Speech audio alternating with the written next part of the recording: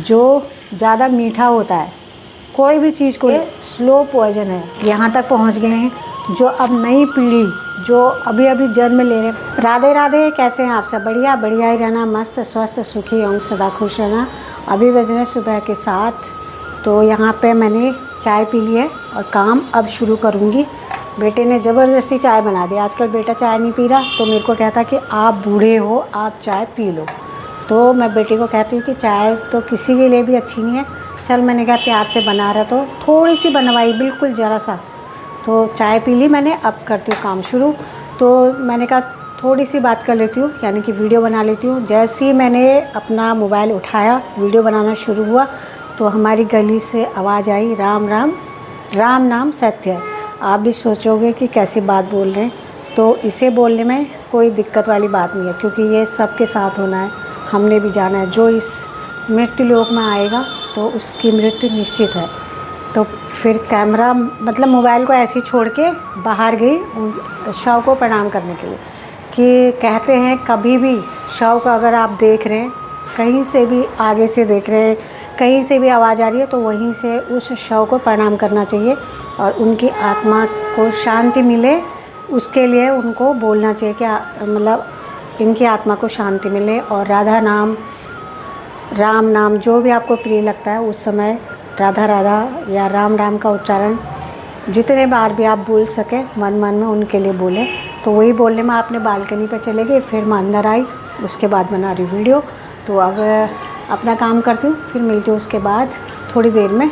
और मौसम ठीक ठाक है। 2-3 दिनों से बादल हो रहे थे बहुत घने वाले, मतलब ऐसा लग रहा था आंधी आएगी। अब आंधी आई, तब आंधी आई, तो आंधी तो नहीं आई भाई, आंधी नहीं आनी चाहिए। बाकी बारिश आ जाए कोई बात नहीं, पर आंधी ना आनी चाहिए।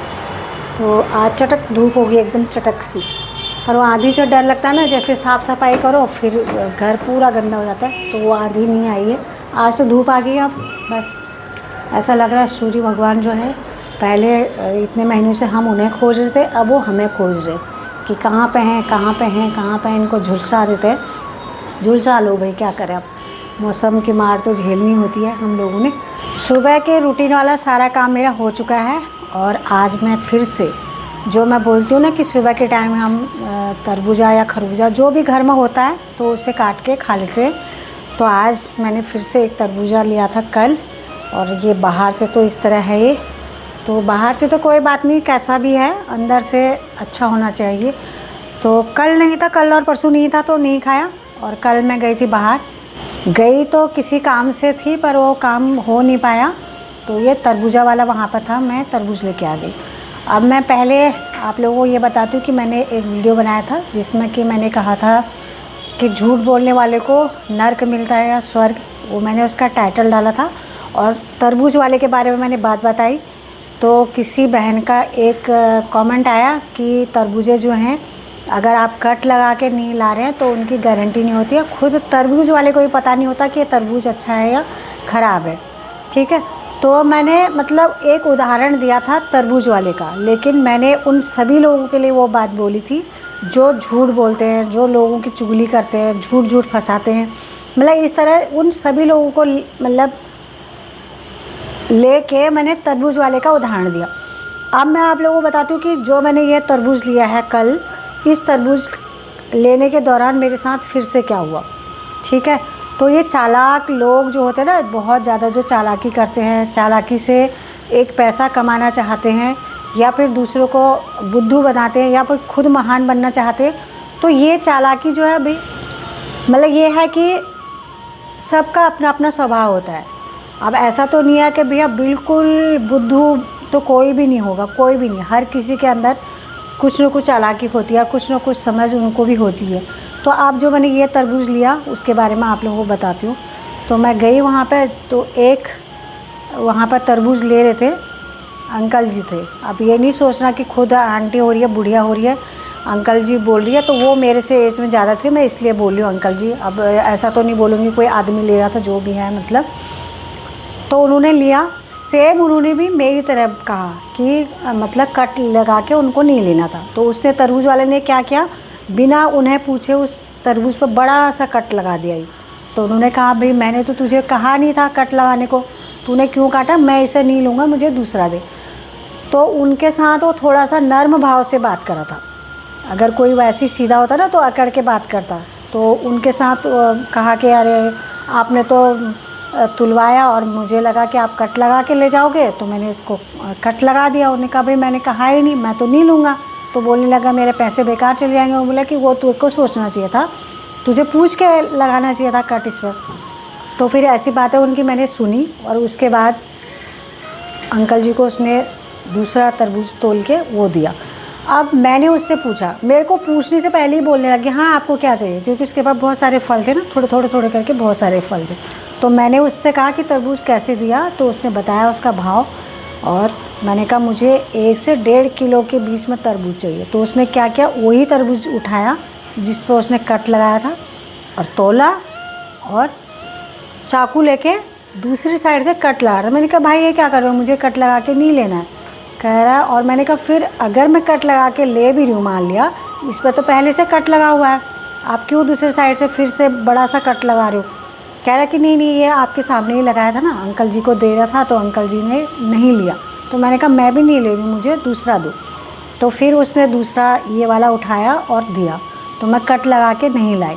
तो कहने का मतलब यह है कि जो चालाकी होती है ना, इतनी चालाकी नहीं करनी चाहिए। मैं उसको बोल भी रही हूँ कि मुझे भी कट लगा के नहीं चाहिए, अपनी मर्ज़ी से उसको बेचना था वो तरबूज कि भाई ये नहीं भी ले रहे, मतलब मैं कट लगा देता हूँ, क्या पता ये बोलेंगे कट लगाने को, तो मैं कट लगा देता हूँ। और उस पर पहले से ही ऐसे खड़े में कट लगा रखा था बड़ा सा। तो अब मैं इसे काट के देखती हूँ। और आजकल जो ज़्यादा मीठा होता है, कोई भी चीज़ को ले लो आप, इंसान, खाने वाली चीज़ या कोई सुंदर चीज़ हम देखते हैं, या फिर कपड़ा, कोई भी सुंदर अगर दिख रहा है या मीठा है तो उसकी कोई गारंटी नहीं है कि ये आपके लिए, आपके सेहत के लिए अच्छा हो सकता है।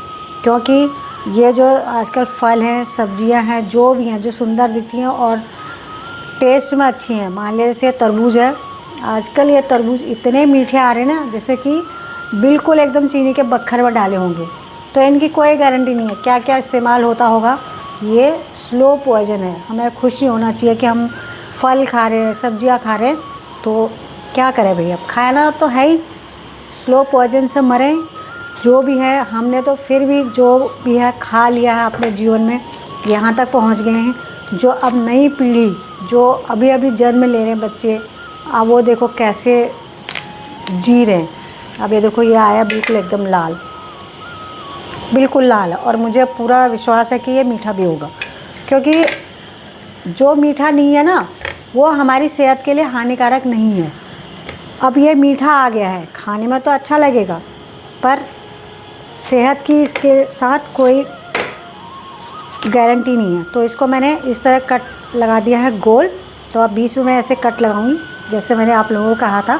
ये ना अच्छा तरीका है काटने का, तो इससे जो है पीस अच्छे से निकल जाते हैं, और बीज भी है तो बीज भी आप अच्छे से झाड़ सकते हो। तो ये था कितना, 1.5 किलो से थोड़ा कम था, पता नहीं भैया इन लोगों का तराजू भी कैसा होता है, क्या बोले, कोई विश्वास नहीं है। तो हम खाते हैं इसको। और गैस पे मैंने चढ़ा दिया है छोले हमारे पिछले 4 दिनों से बनने थे, मतलब छोले चावल, लेकिन मैं भिगाना भूल जा रही थी, तो आज मैंने भिगाए। तो छोले बना रही हूँ उधर, और इधर पहले तरबूज खा लेते हैं, ठीक है। तो इस पर लगा लेती है, मैंने मोटा काट रखा है, जितना मोटे आपको पीस चाहिए उतना मोटा काट करके बस ऐसे खड़े में लगा लो। जितने बड़े बड़े चाहिए फिर चारों तरफ से कट लगा के उन पीसों को निकाल लो, ठीक है। तो हम खाते हैं, पहले काट पीस फिर उसके बाद खाते हैं।